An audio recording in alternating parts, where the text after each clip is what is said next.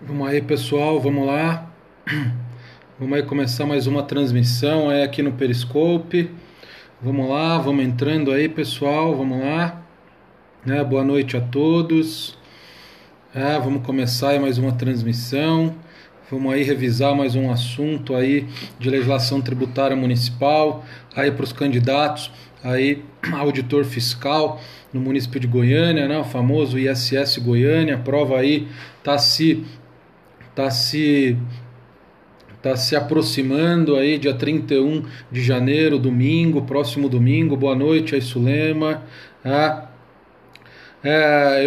Eu comuniquei aí com o pessoal do site que estava acontecendo algum tipo de problema lá, mas provavelmente isso já está resolvido, né? No setor EAD teve alguns alunos que entraram em contato, mas quando for esse tipo de problema, pessoal, entre em contato direto com o site, né? contato@setoread.com.br. Tem uma equipe eficientíssima lá para responder os e-mails, o Marcos, o Alberto, que são os sócios aí do setor EAD, equipe super eficiente, super profissional lá do setor EAD. A equipe lá de coordenação do setor EAD, super fantástica, responde aí bem depressa, sabe dessa ansiedade aí do concurseiro, principalmente pós-edital, eles respondem super rápido, né? Então, vamos lá, galera, grandes concurseiros, caros alunos aí, quem for meu aluno. Quem não me conhece, né, novo, está seguindo aí há pouco tempo. Eu sempre esqueço de me apresentar aí nas transmissões. Meu nome é Rafael Vilch, sou professor de Direito Tributário, Legislação Tributária Municipal, sou professor do site Grande Silvio Sandi, né? Uma honra ter sua presença aí na transmissão. Grande Silvio, né? Colam nesse professor aí, grande, né? Vamos revisar essa zorra toda aí de legislação, grande professor, hiper mega mestre aí da contabilidade. Colhem nele, ele durante a semana com certeza vai estar fazendo aí as revisões, aí para a prova de contabilidade aí do Fisco de Goiânia, do ISS Goiânia. Colhem no Silvio, que eu não sei, ele deve ter bola de cristal, ele acerta toda a prova. Colhe nele, experiência estratosférica, sabe aí analisar as bancas, sabe qual é a tendência das bancas. É um cara aí exemplo para qualquer professor. Ele vai no ponto, um grande professor aí de contabilidade. Então, um grande abraço aí, Silvio. Pode, estamos junto aí na luta. Valeu, muito honrado aí com a sua presença na transmissão. Mas vamos lá, galera, vamos lá. Convidem aí seus seguidores, vamos divulgar aí meu canal no Periscope. Grande Silvio, valeu pelo apoio. Façam aí que nem o professor Silvio Sandi, grande mestre de contabilidade. Convidem aí seus seguidores. Coraçãozinho na tela, galera. Coraçãozinho na tela, né? Vamos fazer esses coraçõezinhos subir. Me deem uma ajuda aí, me ajudem, colaborem com esses coraçõezinhos. Isso dá uma maior visibilidade aí para o meu canal no Periscope. Vamos aí, é uma maneira de vocês estarem manifestando que vocês estão gostando, né, da transmissão, que vocês estão gostando desse professor barbudo, bonito, né? Vamos lá. Não existe ainda, Thiago, é só para celular. Não sei a intenção dos desenvolvedores de colocar esse aplicativo no computador. Seria uma grande ideia, seria, né? Bonito, barbudo, né, Rodrigo? Vários alunos me mandam aí, professor, cria vergonha na cara, faz essa barba, né? Mas é isso aí, vamos lá. Qual é o tema de hoje? Vocês já devem ter reparado aí no título da transmissão: não incidência do ITBI. Assunto aí hiper importante, referente ao ITBI, né? um assunto que é muito provável que caia em prova, é um assunto bem interessante. Se eu fosse examinador, eu com certeza colocaria esse assunto em uma das 15 questões. Então, qual a primeira hipótese? Aonde que isso está regulamentado no Código Tributário Municipal de Goiânia? Está lá no artigo, se eu não me engano, 94b. Então lá tem 3 incisos que tratam das hipóteses de não incidência do ITBI. O primeiro inciso trata da transferência de um bem imóvel de um sócio para o patrimônio da pessoa jurídica em realização de capital. Então, se o sócio, quando ele for instituir uma sociedade com outra pessoa, ou ele já é sócio de uma sociedade já constituída, vai aumentar o capital dessa sociedade e ele vai integralizar sua parte no capital social, ao invés de integralizar em espécie, transferindo dinheiro para essa sociedade, para o caixa dessa sociedade, ele vai transferir um bem imóvel do seu patrimônio para o patrimônio da pessoa jurídica. Mas o objetivo dessa transferência é realizar a sua parte no capital social. Beleza? Há outras hipóteses de não incidência quando há uma transmissão imobiliária no âmbito de fenômenos de reorganização societária, fusão, cisão, incorporação e extinção da pessoa jurídica. Então aí, pessoal, eu tenho 5 hipóteses de não incidência, que na verdade são hipóteses de imunidade, porque tem guarida, tem previsão na Constituição, lá no artigo 156, parágrafo 2º, inciso 1º da Constituição. Então essa hipótese de não incidência, na verdade, é uma hipótese imunizatória, uma hipótese de imunidade tributária. Então, pessoal, a gente tem nesse inciso, na verdade, aglomerado nesse inciso, 5 hipóteses de não incidência. A transferência de um bem imóvel do patrimônio do sócio para o patrimônio da pessoa jurídica em realização de capital.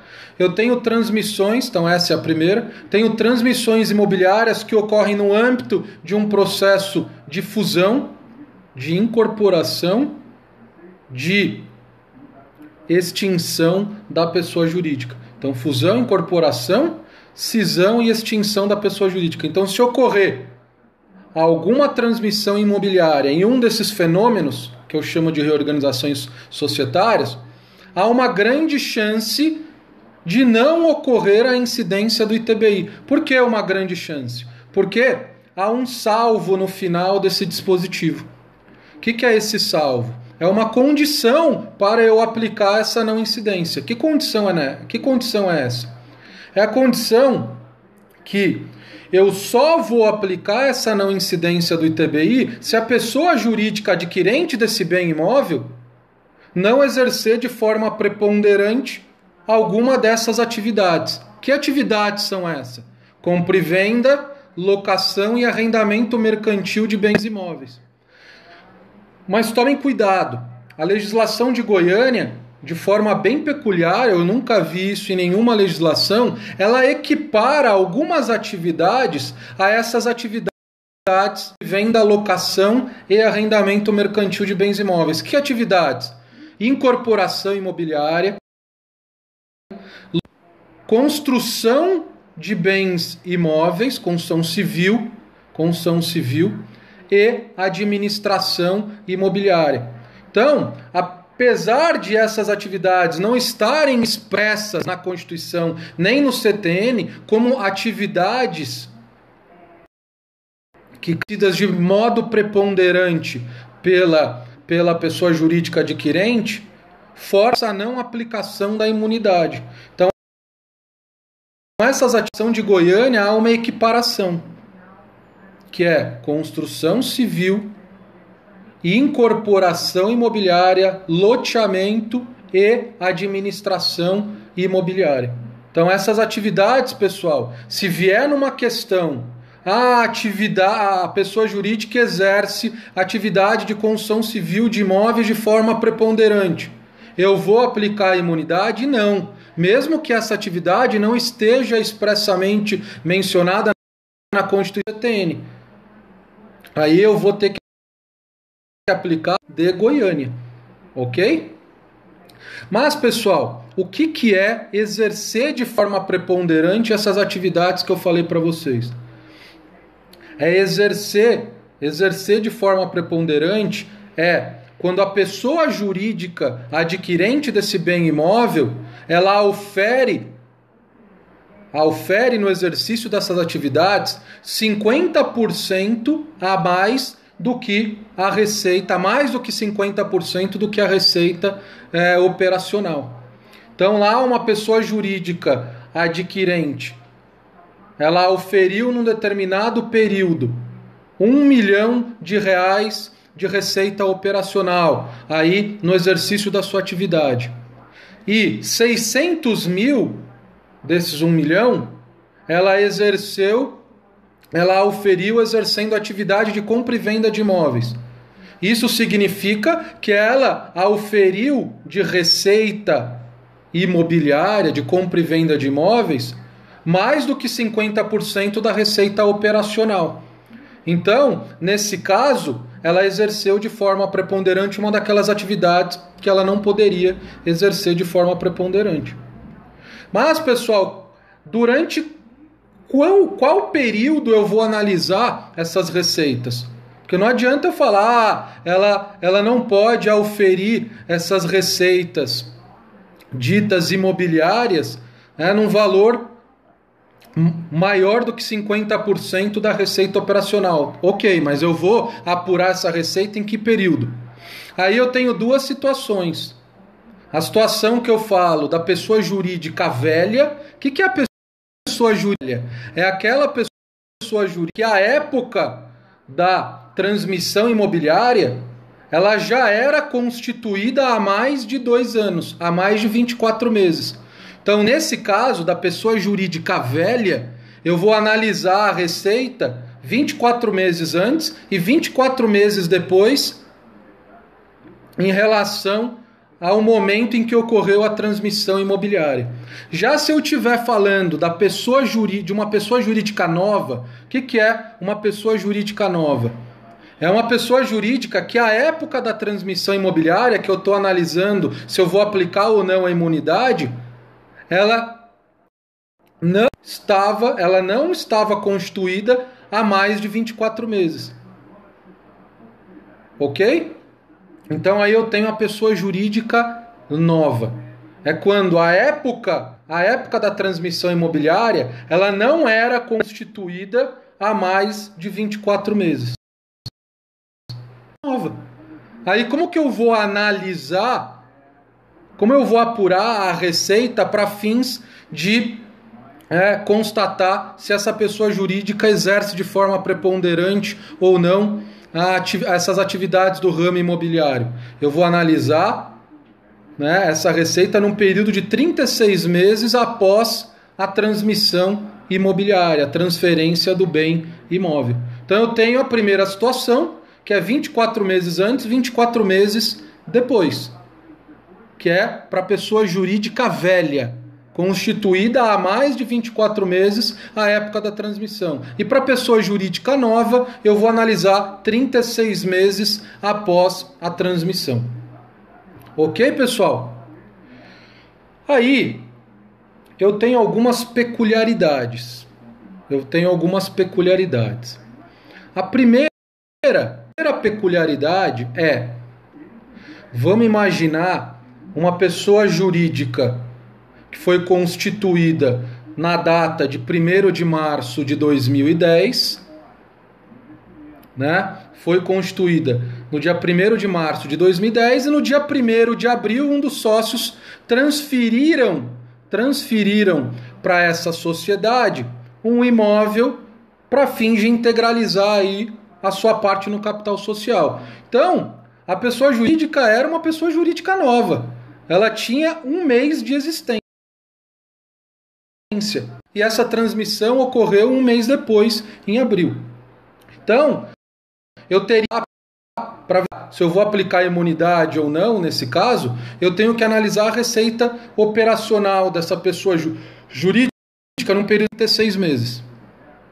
Aí, depois de 36 meses, contados a partir do dia 1º de abril de 2010, por exemplo, eu vou analisar a contabilidade dela e verificar se ela exerceu durante esse período atividade aí do ramo imobiliário de forma preponderante. Então, 1º de abril de 2010, eu vou ter que analisar isso 36 meses depois, como se fosse 3 anos, né? 1º de abril de 2011, 1º de abril de 2012, 1º de abril de 2013. Lá 1º de abril de 2013 eu vou analisar a contabilidade dela nesse período de 3 anos. Mas vamos supor que essa pessoa jurídica ela foi extinta em 1º de abril de 2012. Ela não durou esses 3 anos. O que vai acontecer com a análise da preponderância dessa pessoa jurídica? Ela não vai ocorrer. A análise vai ficar prejudicada, porque eu teria que analisar os 3 anos. Ela se extinguiu antes disso, ela se extinguiu 2 anos depois. Então o que vai ocorrer? O fisco de Goiânia vai cobrar o ITBI referente a essa transmissão imobiliária. Vai ficar prejudicada a análise da preponderância, que deveria ser feita em 3 anos, mas a pessoa jurídica ela foi extinta antes desse período. Então aí, o que o fisco de cobrar o ITBI referente a essa transmissão imobiliária? Mas ele vai cobrar o ITBI, pessoal, ele vai cobrar o ITBI, vai fazer o lançamento de ofício do ITBI lá na época em que a sociedade foi extinta, 1º de abril de 2012, ela vai constituir o crédito referente ao ITBI, levando em conta a base de cálculo e a alíquota de que momento? O momento da transmissão ou o momento do lançamento? O momento da transmissão. Se a transmissão ocorreu lá no dia 1º de abril de 2010, o fisco de Goiânia vai verificar qual é o valor venal, qual é o valor desse imóvel no momento da transmissão, no momento do fato gerador. Tempus regit actum. Tempus regit actum. Eu vou aplicar a legislação vigente à época do fato gerador. Ok? E a legislação aplicável à época do fato gerador, eu vou ter que verificar principalmente a questão do aspecto quantitativo, que é a base de cálculo e a alíquota. Qual é o valor venal desse imóvel no momento do fato gerador? Vou ter que verificar. Qual é a alíquota vigente no momento do fato gerador? É aplicar quando eu for constituir de ofício o crédito tributário. Ok, pessoal? Beleza, pessoal? Então, é isso daí. Ok? Essa ideia de eu aplicar a legislação vigente à época do fato gerador, eu aplico em qualquer situação aí do ITBI. Se eu faço o lançamento, em uma época posterior à ocorrência do fato gerador, eu não vou aplicar a legislação vigente à época do lançamento, mas sim vigente à época do fato gerador que ocorreu lá atrás.